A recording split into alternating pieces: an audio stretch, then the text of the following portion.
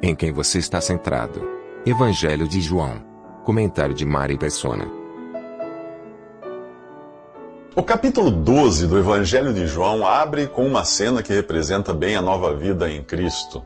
Estamos outra vez em Betânia, naquele lar onde Jesus tem o prazer de estar, cercado por Lázaro, Marta e Maria. Os três nos ajudam a enxergar melhor o que é ter a Jesus como único centro de comunhão, serviço e adoração. Lázaro representa a nova vida, vivida em comunhão com Jesus no poder da ressurreição. Há pouco ele era um homem morto, mas foi chamado para fora da morte por Jesus. Agora o seu prazer está em passar o seu tempo na presença daquele que o salvou. Marta está ocupada em servir, mas não como da outra vez, quando foi repreendida por fazer do serviço o centro das suas atenções. Em Lucas 10:40, Jesus ali diz que Marta andava ocupada com muito serviço. Lá ela reclamava por ter de fazer tudo sozinha, enquanto Maria ficava aos pés de Jesus ouvindo a sua palavra. O Senhor a repreendeu com essas palavras: Marta, Marta, estás ansiosa e perturbada com muitas coisas, entretanto, poucas são necessárias ou mesmo uma só. E Maria escolheu a boa parte, a qual não lhe será tirada. Agora, em nosso capítulo, Marta, que viu seu irmão ressuscitar, também serve em novidade de vida. O centro de suas atenções não está mais no serviço, mas no Senhor a quem ela serve. Ela aprendeu a se ocupar com Jesus e com Ele somente. Maria continua aos pés de Jesus, porém agora não está ali como aluna, mas como adoradora. Ela derrama um perfume caríssimo sobre os seus pés e os enxuga com seus cabelos. Por mais que serviço e aprendizado sejam importantes, o Pai não busca por servos ou alunos. O Pai procura adoradores que o adorem em espírito e em verdade. Porém, não existe adoração real se esta não estiver focada no fundamento da obra de Jesus, o seu sacrifício na cruz. Ele próprio ensina isto ao dizer que aquilo que Maria faz aponta para a sua morte. No céu, os salvos irão adorar ao Cordeiro que foi morto e com seu sangue comprou para Deus homens de toda tribo, língua, povo e nação. Na terra, a expressão máxima da adoração está no fazer isto em memória de mim. Na ceia, pão e vinho são um retrato do corpo e do sangue de Jesus sacrificado. Mas mesmo ali, não é o pão e o vinho o centro das atenções, mas o que eles representam: Jesus na morte. Quando Jesus curava doenças ou multiplicava os pães, era seguido por multidões interessadas em boa saúde e barriga cheia. Mas quando o assunto é adoração, nós vemos esses três irmãos em sua presença, tendo a Ele como centro das atenções. O que atrai você? Um pregador eloquente? Uma banda afinada? Um show de milagres? Ou só Jesus? Nos próximos 3 minutos, Judas troca Jesus pelos pobres. Quem lê o início do capítulo 12 do Evangelho de João tem a impressão de que Jesus está ali apenas com Lázaro, Maria e Marta. Mas o versículo 4 revela que tinha muito mais gente na casa. Os outros apóstolos estavam ali e outros correram para lá querendo ver Jesus e Lázaro, o ressuscitado. Mesmo assim, os primeiros versículos representam uma espécie de ilha de tranquilidade, comunhão e adoração, da qual participam apenas Jesus, Lázaro, Marta e Maria. Em redor há um mundo de indiferença e interesses escusos, como é escuso o interesse de Judas pelo perfume que Maria derrama nos pés de Jesus. Por que não se vendeu esse bálsamo por 300 denários e não se deu aos pobres? Reclama Judas. 1 denário era a moeda de prata, correspondente a 1 dia de trabalho. Portanto, Maria derrama aos pés do Senhor meses de economia. Mas Judas, que em poucos dias irá trair o seu mestre por 1/10 desse valor, acha um desperdício. Aparentemente, Judas retruca por uma boa causa: dar o dinheiro aos pobres. É aí que mora o perigo. Toda mentira diabólica tem sempre um fundo de verdade. Ouvi dizer que veneno de rato é 99% milho e 1% estricnina. O veneno mortal é muito pouco, mas suficiente para não ser notado em meio à quase totalidade de alimento real. No capítulo 3 de 2 Timóteo, Paulo alerta para os falsos pregadores dos últimos dias. Como Judas, eles têm aparência de piedade e são gananciosos, ou seja, adoram dinheiro. Sua especialidade é atrair mulheres levadas por várias concupiscências. Concupiscência não é um desejo por coisas más, mas um desejo extremo por qualquer coisa, inclusive coisas lícitas, como saúde, dinheiro e felicidade no amor. Maria age corretamente ao gastar o que tinha de valor com Jesus. Sempre que ela quisesse ajudar os pobres, haveria pobres para serem ajudados, mas esta ocasião é única. Em breve ela já não poderá contar com a presença física do Senhor. Ele está prestes a morrer. Algumas oportunidades surgem e desaparecem em questão de minutos. Se não forem agarradas na hora, podem nunca mais voltar. Nos evangelhos nós vemos pessoas fazendo coisas ridículas só para não perderem a oportunidade de um encontro pessoal com Jesus. Com o baixinho Zaqueu foi assim. Ele era um homem rico e importante e não deu a mínima para o que os outros podiam pensar dele. Subiu numa árvore só para ver Jesus passar. E você estaria disposto agora mesmo a fazer como Maria e entregar o que tem de mais precioso a Jesus? Sua vida, por exemplo? Estaria pronto a enfrentar o desprezo de amigos e familiares para receber o Salvador, como fez Zaqueu? Então agarre esta oportunidade agora. E creia agora mesmo no Salvador que morreu por você. Nos próximos 3 minutos veremos o que acontece com quem não agarra uma oportunidade assim.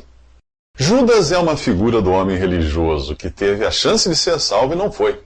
É de pessoas assim que fala o capítulo 6 da carta aos Hebreus. Pessoas que perderam a chance de serem salvas. Lá diz assim: é impossível que os que uma vez foram iluminados e provaram o dom celestial, e se fizeram participantes do Espírito Santo, e provaram a boa palavra de Deus e os poderes do mundo vindouro, e depois caíram, sejam outra vez renovados para arrependimento. É impossível. Judas foi iluminado, andou na presença da luz do mundo, mas escolheu as trevas. Ele provou da dádiva celestial Cristo, mas como quem apenas prova uma bebida sem querer bebê-la. Ele teve a sua parcela dos benefícios do Espírito Santo, que convence do pecado, da justiça e do juízo vindouro, mas cauterizou a própria consciência. A boca de Judas provou e pregou a boa palavra de Deus.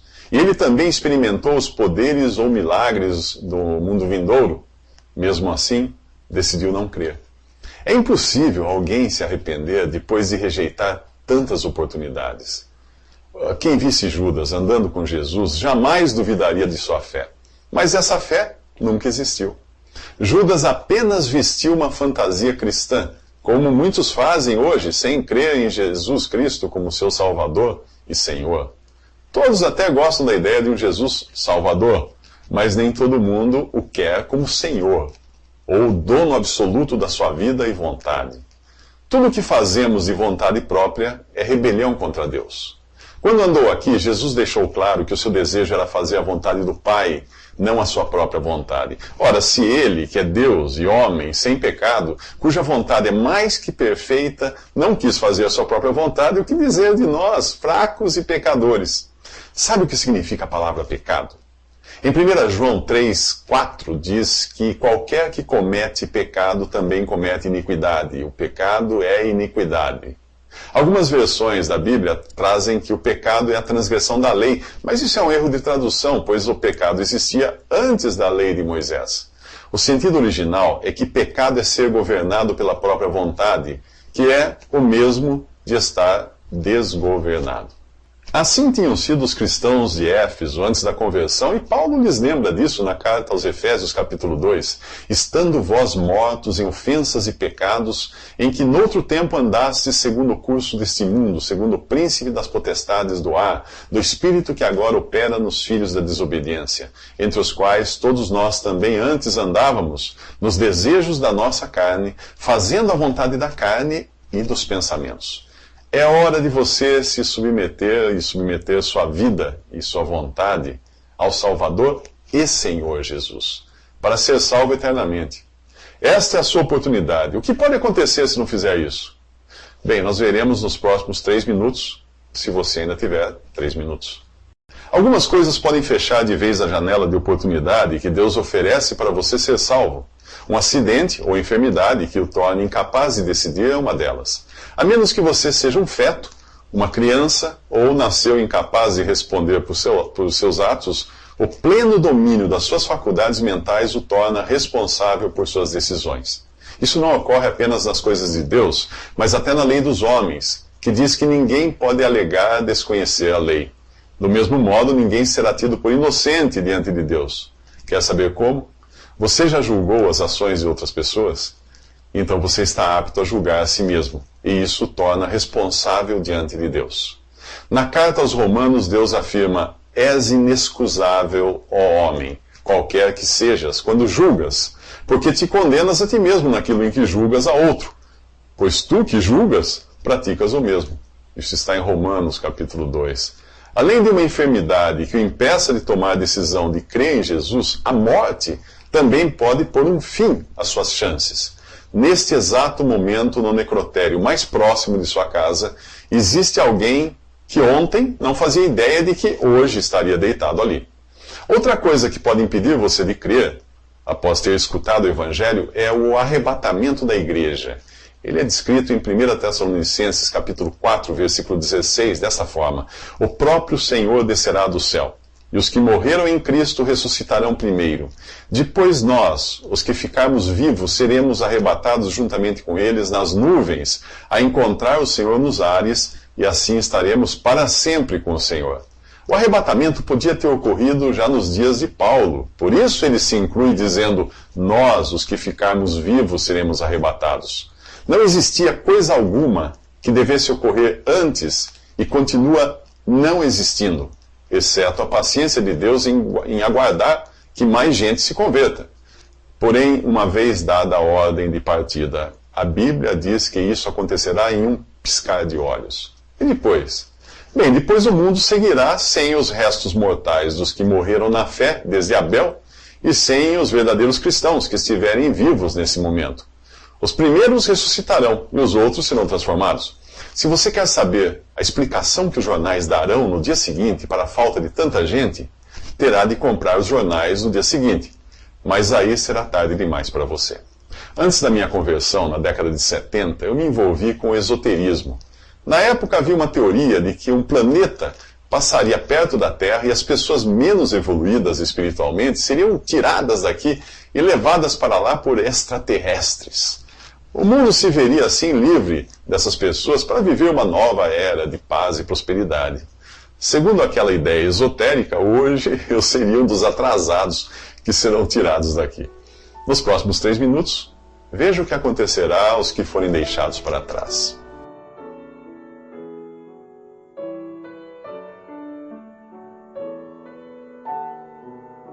Visite Respondi.com.br. Visite também 3minutos.net.